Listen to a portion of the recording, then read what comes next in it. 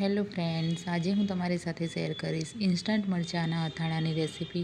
આ અથાણું થોડું તીખું ને સ્વાદમાં એકદમ ચટાકેદાર તૈયાર થાય છે। ઘરના મસાલા સાથે, પેકેટના મસાલા જેવો સ્વાદ સાથે ઘરે જ તૈયાર કરીશું આપણે। તો મરચાંની અલગ ટીપ સાથે બનાવીશું, જેને લીધે મરચાંમાંથી બધું પાણી છૂટું નથી પડતું અને લાંબા સમય સુધી સ્ટોર કરી શકાય છે। તો ચાલો આપણે શરૂ કરીએ। તો અહીંયા આપણે લીધા છે લીલા મરચાં, એને આપણે ધોઈને કોરા કરી લઈશું એકદમ।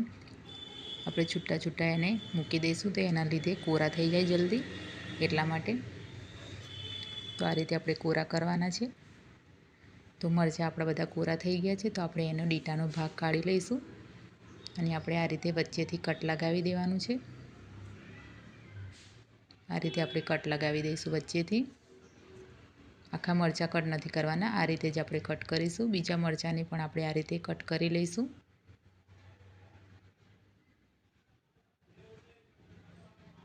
તો બધા મરચાં આપણે આ રીતે તૈયાર કરી લીધા છે, તમે જોઈ શકો છો। તેની અંદર આપણે 1 ચમચી ભરીને મીઠું એડ કરી દઈશું અને 1 ચમચી જેટલો આપણે હળદર એડ કરી દેવાની છે। અહીં આપણે વિનેગર લીધું છે, 1 ચમચી લીધું છે મેં, એ આપણે અંદર એડ કરી દઈશું અને બધું એક સરખું હવે આપણે મિક્સ કરી લેવાનું છે।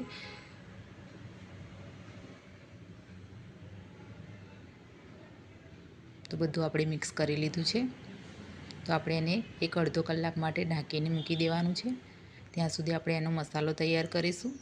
તો અહીંયા એક વાસણ મૂકી દીધું છે મેં, એની અંદર આપણે 2 ચમચી જેટલા આખા ધાણા લેવાના છે,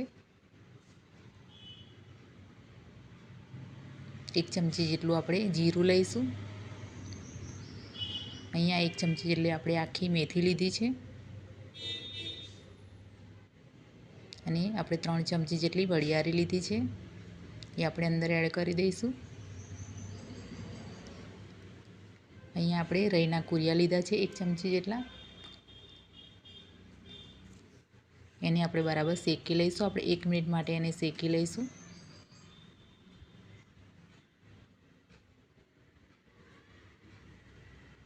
તો તમે જોઈ શકો છો થોડો કલર ચેન્જ થઈ ગયો છે એનો। તો આપણે ગેસ બંધ કરી દઈશું અને આપણે એક ડીશમાં બહાર કાઢી લઈશું અને એને ઠંડા કરી લઈશું।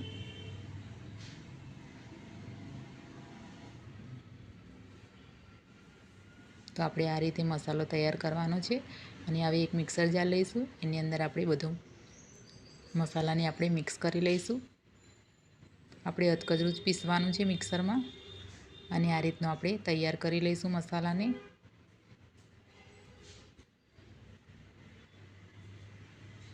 અહીંયા આપણા મરચાંની અંદરથી પાણી છૂટું પડ્યું છે કે નહીં આપણે ચેક કરી લઈશું। તો તમે જોઈ શકો છો બરાબર પાણી છૂટું તૈયાર થઈ ગયું છે હવે અંદરથી।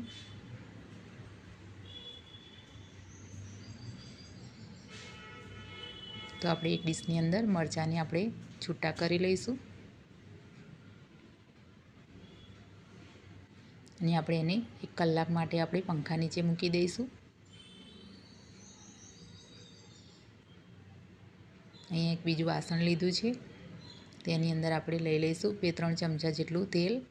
તમે એની અંદર સરસવનું તેલ પણ યુઝ કરી શકો છો, મેં અહીંયા સિંગ તેલનો યુઝ કર્યો છે। એને ગરમ કરી લઈશું બરાબર અને ગેસ ઉપરથી આપણે ઉતારી લઈશું અને એને થોડું ઠંડુ થાય પછી એની અંદર આપણે હિંગ નાખવાની છે, 2 ચમચી જેટલી આપણે હિંગ એડ કરીશું। એની અંદર આપણે જે મિક્સરમાં પીસેલા હતા મસાલા એ એડ કરી દઈશું અને બરાબર મિક્સ કરી લેવાનું છે। અહીંયા આપણે બીજા રાઈના કુરિયા લીધા છે, એ 2 ચમચી જેટલા લીધા છે, મેં અંદર એડ કરી દઈશું। એ પણ તેલની અંદર ગરમ તેલની અંદર થોડા શેકાઈ જશે એટલા માટે આપણે નાખી દીધા છે। તો અહીંયા આપણે 2 ચમચી કાશ્મીરી લાલ મરચું લેવાનું છે ને 1 ચમચી જેટલી હળદર અને 1 ચમચી જેટલું આપણે મીઠું લેવાનું છે। એ બધું એક સરખું આપણે મિક્સ કરી લઈશું અને આપણે આ રીતે મસાલો તૈયાર કરી લીધો છે અને હવે થોડું ઠંડુ થાય પછી એની અંદર આપણે મરચાં એડ કરી દેવાના છે। અહીંયા આપણે વધારે સમય રહે એટલા માટે આપણે લીંબુનો યુઝ કર્યો છે, આપણે અંદર લીંબુ એડ કરી દઈશું, મરચાં બગડે નહીં એટલા માટે આપણે લીંબુનો યુઝ કર્યો છે। હવે બધું એક સરખું મિક્સ કરી લેવાનું છે। તો તમે જોઈ શકો છો આપણા મરચાં તૈયાર થઈ ગયા છે।